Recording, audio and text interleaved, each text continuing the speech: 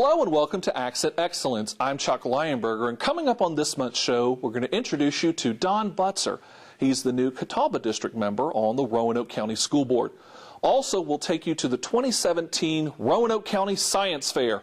So get ready, we're moving forward with Accent Excellence next. This is who I am. I can't do it alone. I'm a good person, and the truth is, I break the law. I ignore what my parents taught me, and I thought everything they said was a joke. No longer can it be said that I am my own person. I'll tell you one thing for sure. I've become a slave to the drinking crowd. I refuse to accept that I can be confident in myself and be popular without beer or drugs. A person like me can easily be forgotten. But wait, what if that's all wrong? What if I don't have to be forgotten? A person like me can easily be popular without beer or drugs.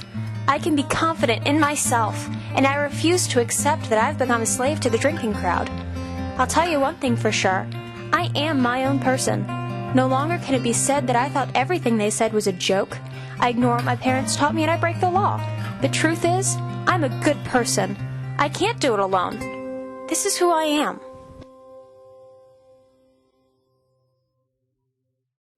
Hi and welcome back to Accent Excellence. It's my pleasure to introduce you to Don Butzer. He's the new school board member for the Catawba District. First of all, Mr. Butzer, congratulations on joining the Roanoke County School Board. I appreciate it. Thank you very much. It was a big thrill to finally get elected to the school board. I did make a run for the school board once before, didn't make it, but kept trying the second time around, and I'm here and having a blast. So tell me about, first of all, about yourself and Sure. about your experiences. You're Right. retired from Verizon. I am. Just a little bit about my family. I have two daughters in the school system. Both of them attend Glenver High School. My wife's a middle school math teacher at Northside High School, so I'm connected to the school system. The background that I have is I've got about 39 years experience in managing large organizations. I had an organization that had a budget of about $500 million, a couple of thousand employees, and it was in the facilities management area. So the timing of me having that expertise is probably pretty good right now because we're in the process of building a large high school in Cave Springs. So I look forward to helping out there where I can.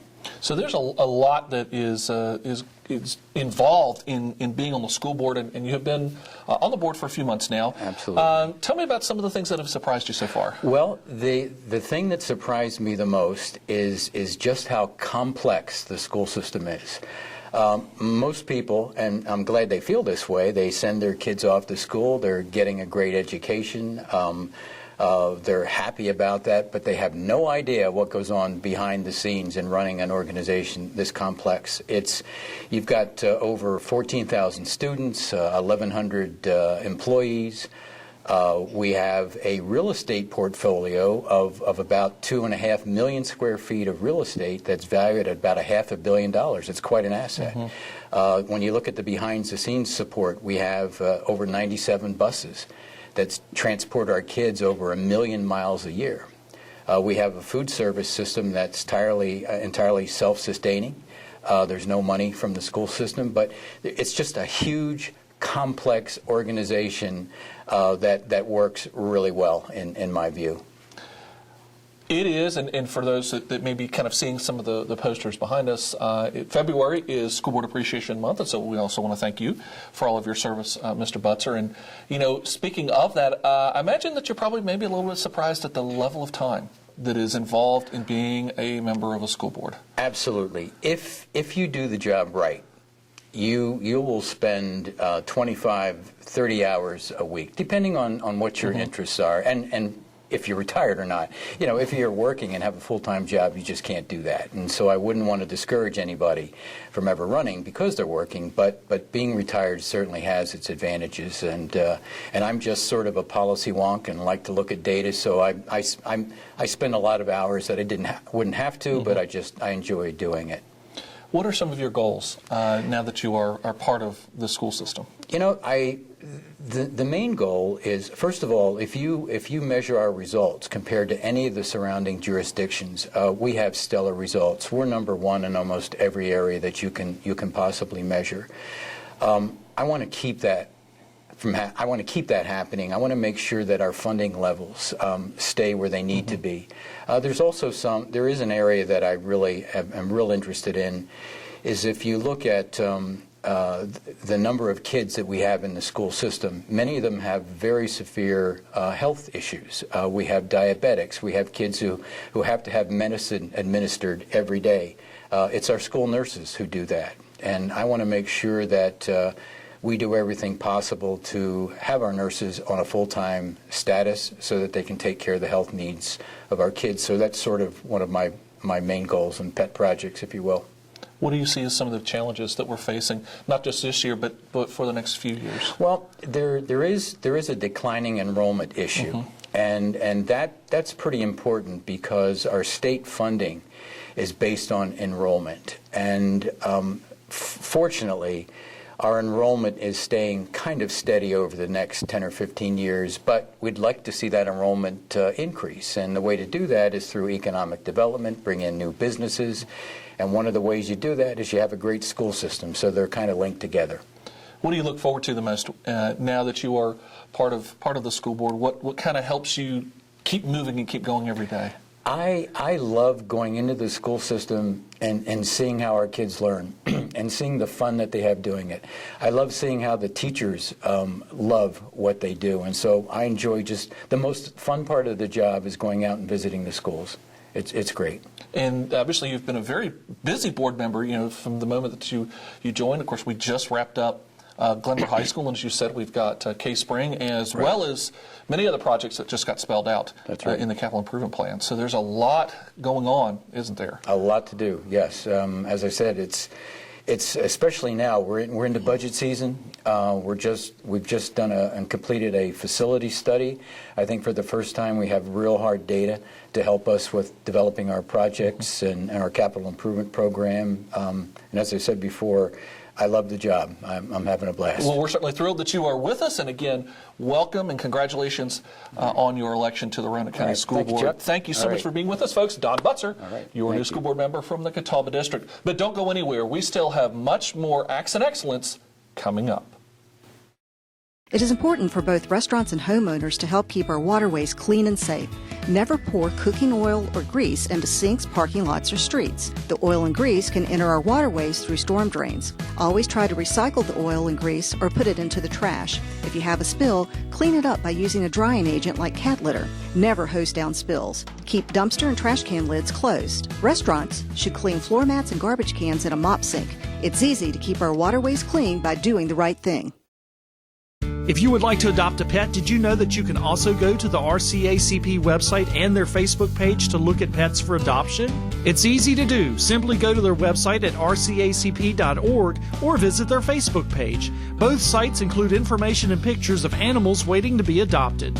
Help make a difference in the life of a pet today. Adopt from the Regional Center for Animal Care and Protection.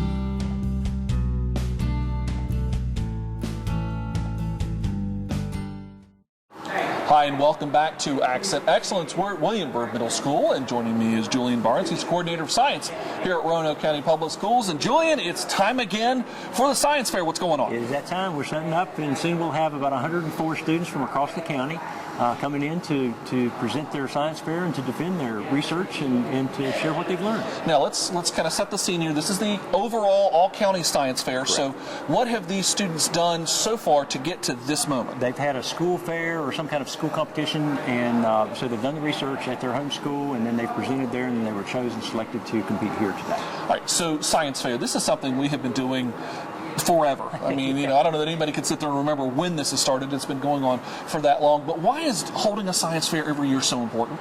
I think it's just almost a validation.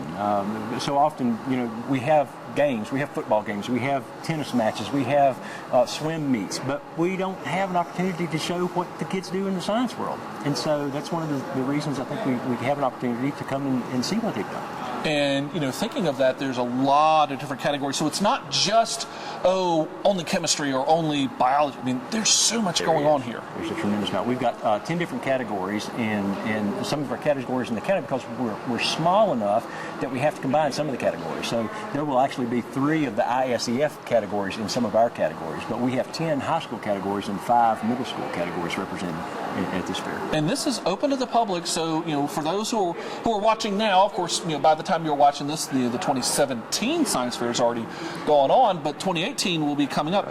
This is a great opportunity for folks from the public to come in and, just as you said, see science in action. Absolutely, absolutely. So often folks from the community can't come in and see what's going on in the schools, and so this gives them the opportunity to get a little peek at what we do. All right, so this is a judged event.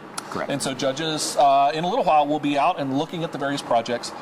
What are they going to be looking for? Well, they're looking for the validity. They're looking, were they asking a good question?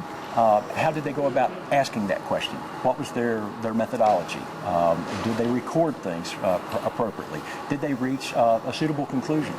And of course, the beautiful thing we find in science is so often we think we're going to find out this, and we find out something entirely different, and so that's always an exciting thing as well. But they're looking for validity. They're looking for good questioning and good procedural in addressing those questions. And one of the great things I love about, especially science and in the science fair, sometimes not getting the answer right is actually the best thing, isn't it? Absolutely. Light bulbs go off and they're like, holy smokes, and they take a different route, and then it just opens up a whole world in front of them. Absolutely. Yeah, and that's the beauty of science. Science is discovery, isn't it? Absolutely. I've always said, as a science teacher, it's one place where we could come in tomorrow and everything we taught is wrong, because some big discovery has found out that we were on the wrong route of understanding. Yep. And so it's kind of exciting. Okay, so folks who are watching, so we've got middle schoolers, high schoolers who are thinking about the science fair right now. What's some advice for them now? Granted, again, we're talking about the 2018 science fair will be a little less than a year away. What do they need to be thinking about now? What goes into a really good science fair project? I think thought. You really need to think this thing through. I mean, it's not just something you spring a thought on one Friday afternoon and then crank this thing out. And so the thought process, what it is that you're interested in? What question do you want to raise? Mm-hmm. What are you interested in that you want to find out? And I think that's it. And you can do some research. I mean, there's a tremendous amount of information available to us now, and so I think students are aware of stuff that's out there. But when you look at the questions that have been raised, what can a kid ask? What can a student in a high school or a middle school ask that's not answered by the research there? And so, and to verify, just because someone found this doesn't mean that someone else would find that as well. So, yeah, because sometimes one study can contradict somebody else's. Absolutely. So then when we start fine-tuning, why did these people find this, and then start, and that's another avenue. People can look at data. They don't just have to, doesn't have to necessarily be an experimentation part of it. You could actually look at the data and draw different conclusions from that, or look at why the conclusions were drawn and they weren't consistent. Something so simple as conducting a survey and analyzing the data from that survey to glean some sort of understanding. Absolutely. And there's great data sets out there. We participate with the Globe, and it's this enormous amounts of data all over the world. And so because we have access to that, our students can get into that and raise questions about some of that data there. Just enormous data sets. Now, this particular science fair leads to another, which can even lead to something further. So the students that are our top placers here for the county science fair, where are they heading to? Okay, the high school students will go to the regional fair. We'll have about 30 students that will be able to progress on to the regional fair, and about 20 middle school students. That's a little change. Traditionally, we've only sent 15, but we're trying to bump those numbers up at the regional fair, so we're going to increase those numbers to 20 this year. And so at the middle school students, that's as far as they can go. They can get some recognition from the regional fair, but that's as far as they can actually compete. But the high school students can actually go on into the international if they happen to be the top dog winner at the regional fair. And we've had some students that have gone to the International Science Fair and even been recognized. Absolutely, done very well there. Absolutely. Tell me about that international. That's got to be totally mind-blowing. It is truly international. I mean, people from all over, translators, flags from the world over. It's such a beautiful thing because you're talking about that age of student and interested in science, and so it crosses all color, nationality, language, all for science. I mean, it's just the coolest thing. Can you tell he's excited about this? And as far as you can see, I mean, you go into the exhibit hall, and as far as you can see, it's just a sea of science. I mean, it's just really cool. It sounds really, really incredible. So, again, we've got folks that are starting their science journey right here at the Roanoke County Science Fair. Julian, thanks you for being with us, and good luck on the fair going on. And, folks, we hope you will keep thinking science for next year's Science Fair, but we also hope you don't go anywhere because we've got more Accent Excellence still to come.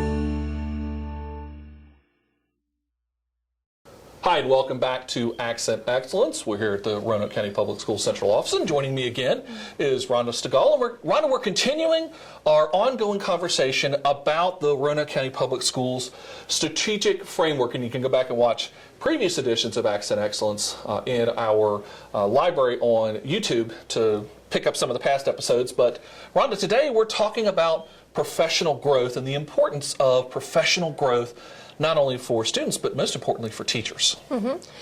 Yes, professional growth is it's the backbone of instruction, because basically what we have to do is we go and provide professional development opportunities for our teachers, and it helps build our teachers' strength in instruction to the level that we want to take them according to our strategic plan and our framework. An example of that is we do a lot of job-embedded professional development, and what that is where we're providing the professional development at the school and even in the classrooms. So there's some instructional coaching going on. There's different instructional share fairs. There's different things where some schools across the county are coming together and sharing resources and ideas and practices. And it's all in an effort just to strengthen each individual teacher's practice in their classrooms. And so the goal of that is just everybody's growing and learning from each other's learned knowledge from their profession.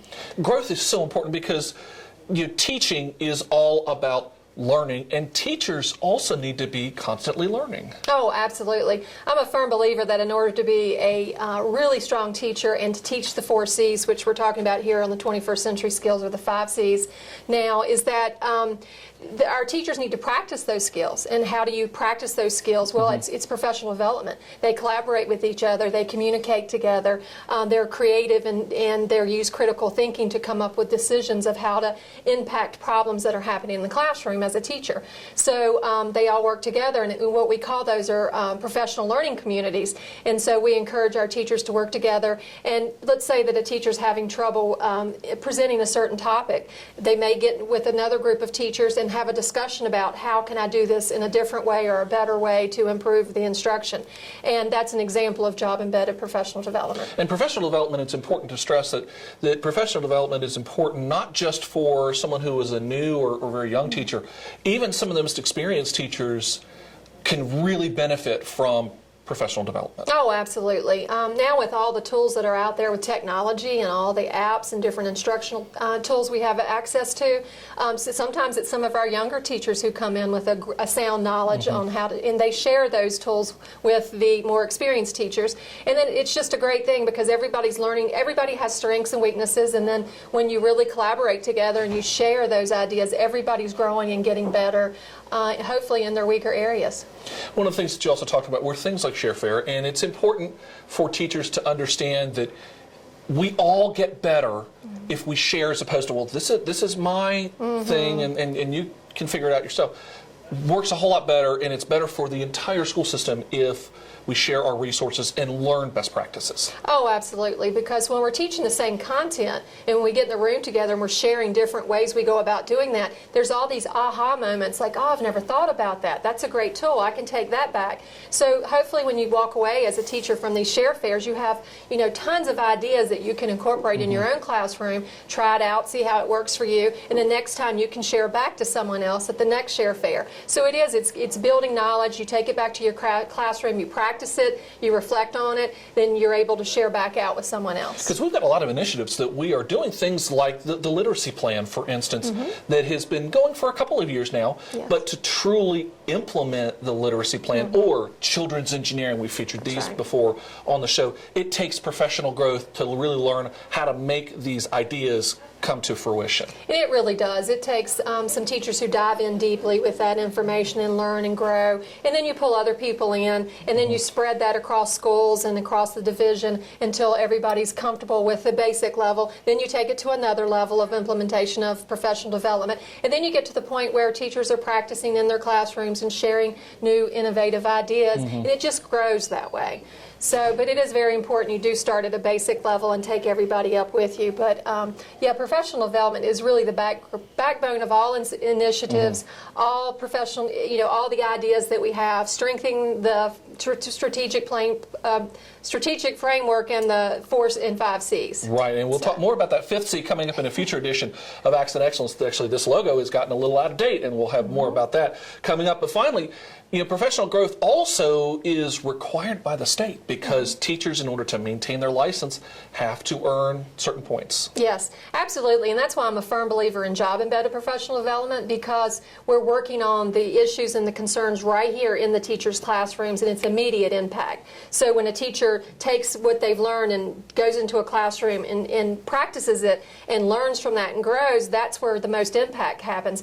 The teachers could also go to workshops and conferences, but sometimes I don't know that they get as much bang for their buck when they do that, because you have a coach that comes in and works with you in your classrooms, you're working with your kids here, you get to practice it and then see how it worked for you, and you're actually making improvement changes right there on the spot. It's a huge part of what makes Roanoke County Public Schools offer the best education around. And Rhonda, thank you so much again for being with us. And folks, stay there. We've got more Acts and Excellence still to come.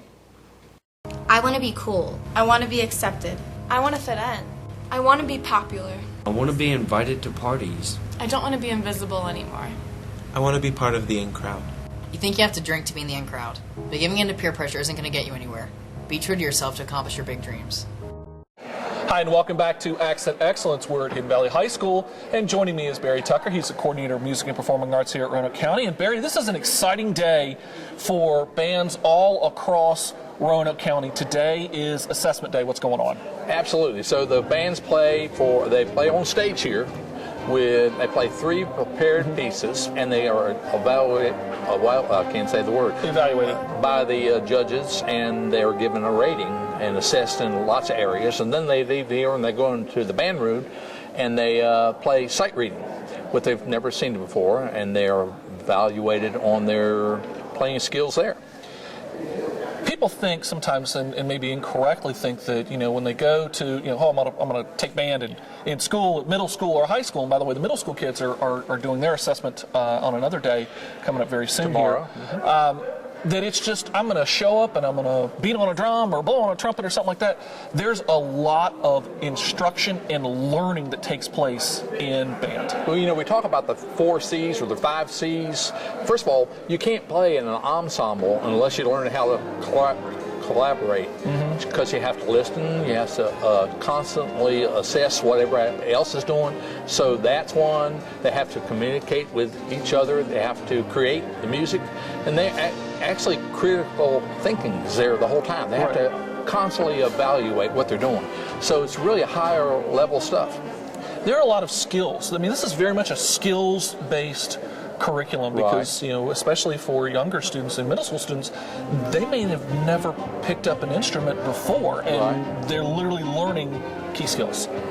Well, obviously they have to learn how to play their instrument and get a good tone, but besides that, they have to learn how to do rhythms and read the pitches.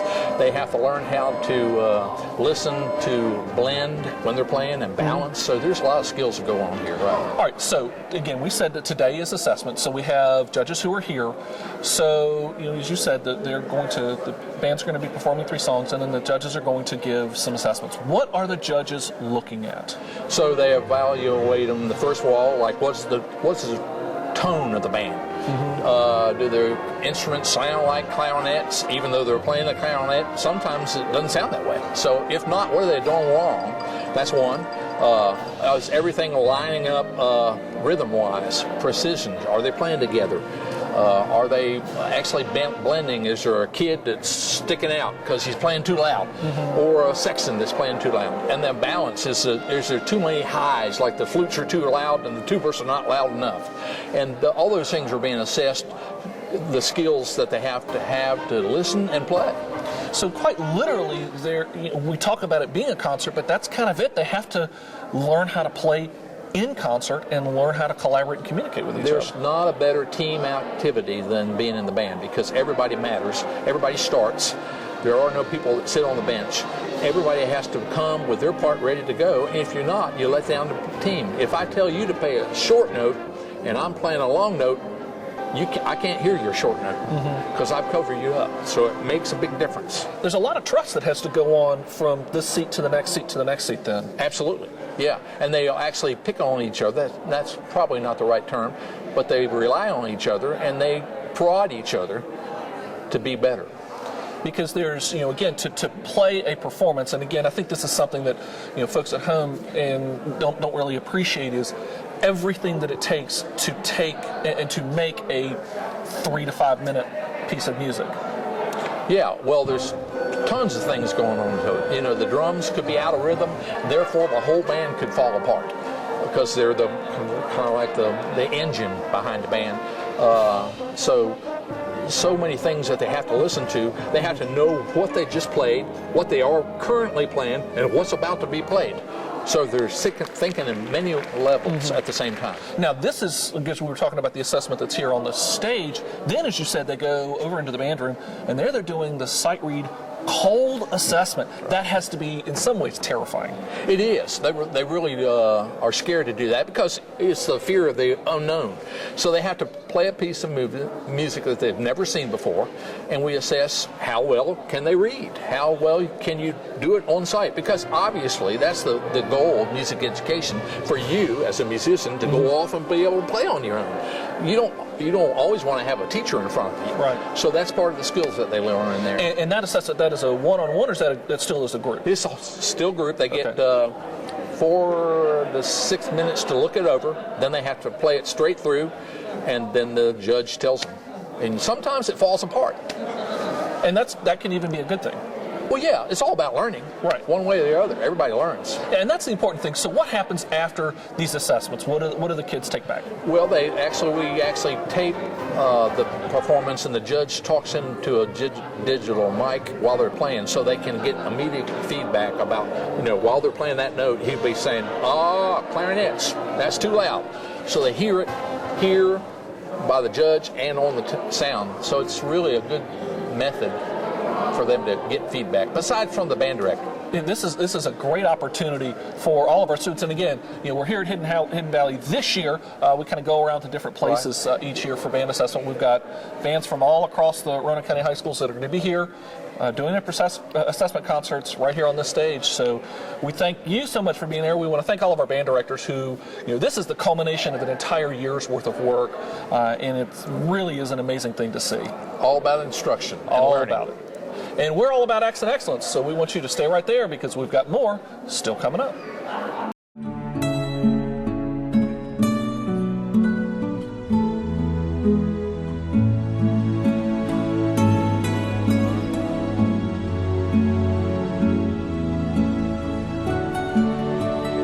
You cared then. I need you to care now. Don't turn a blind eye to teenage drinking. Well, that's going to do it for this month's edition of Accent Excellence. If you'd like to learn more about Roanoke County Public Schools, be sure to check us out online. And remember, be sure to like us on Facebook and Twitter. I'm Chuck Lionberger. Thanks for watching, and we'll see you next time.